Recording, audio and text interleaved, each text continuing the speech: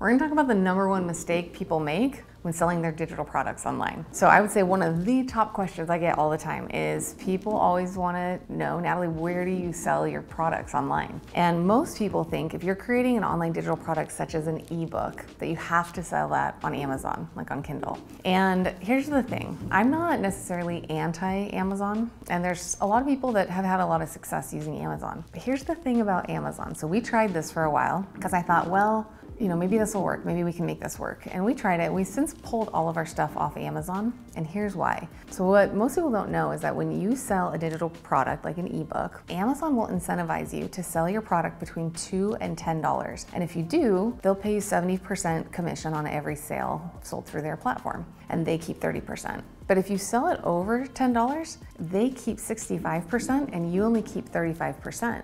And so at first I was like, oh, that is a huge commission, but maybe they can drive enough traffic, that means people, eyeballs to my stuff, that it would make sense. And I'll tell you, Amazon never drove as much traffic as other methods that we use. So we use influencer leveraging and we use Pinterest to drive traffic to our stuff. And I mean, I don't know the exact percentage off the top of my head, but I would say it wasn't even close to 1% of the traffic that these other sources brought to our digital products. And so what I recommend, and this is what I teach to our students as well, is if you want to try Amazon, you can, but I'm always looking at how can we be as profitable as quickly as possible. And so what I encourage people to do is create your digital product, and then really, you can use mostly free services in order to sell your products at the beginning. Now, as your business grows, you're naturally going to have more expenses, but at the beginning, let's try to keep our expenses really tight as possible. Start bringing in revenue, and that's going to do two things. One, you're going to have profit, which is always a good thing, but two, that's going to help you feel like you have momentum because you have profit and you're making sales. And so what I encourage people to do instead is go secure your own domain name. Now, there's all kinds of websites out there you can do that. The ones we like and use are GoDaddy.com or Namecheap.com.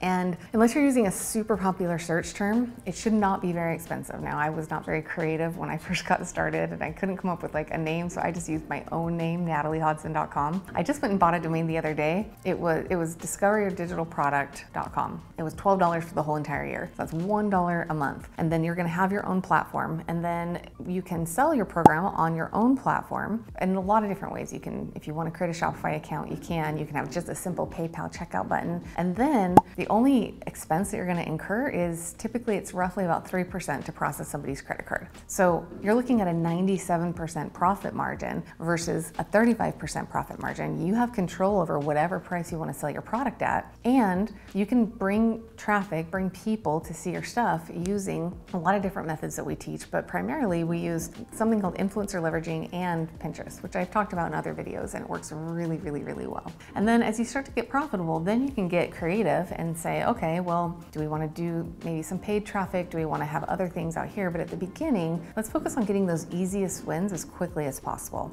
And so if you're thinking about creating a digital product and you're like, well, how do I get it on Amazon? It's actually not where I would recommend starting. Okay, I would look at the easiest ways to get your product up to start bringing revenue as quickly as possible so you can start being profitable, start creating momentum, start generating sales, building a customer base, and then start looking at, okay, this is like a real legitimate business, and what other softwares, what other things should I invest in so I can grow faster? Now, the other thing, I will give it a little bonus tip. This doesn't really have to do with Amazon, but kind of if you're just getting started. It's not required. You can sell products as a sole proprietor, but if you're in the United States, I always recommend getting your business set up as a legitimate business when you're first getting started. So here in the United States, that means creating an LLC. Again, I'm not a CPA. I don't pretend to be one on the internet. I'm just sharing my own experience. But if you do put your product out there and you grow really quickly, you're going to be really happy later on that you just got this set up from the beginning. And so every single state's a little bit different on their process and the cost. I'm here in Idaho, so it's really inexpensive. It took me about 15 minutes. And then you just have your business set up so you can keep your personal expenses and your business expenses separate, and you can grow from there. So that was kind of unrelated to Amazon, but not really, because I wanted to talk about profit margins and the best platform to sell your products when you're very first getting started with an online business selling digital products. So I hope that fast little tip was helpful for you. If you have any other questions, put them in the comments below. Don't get me wrong, I still love shopping off Amazon. I just don't sell my own products on there because I like bigger profit margins. So I hope that was helpful, and I can't wait to see you in the next video.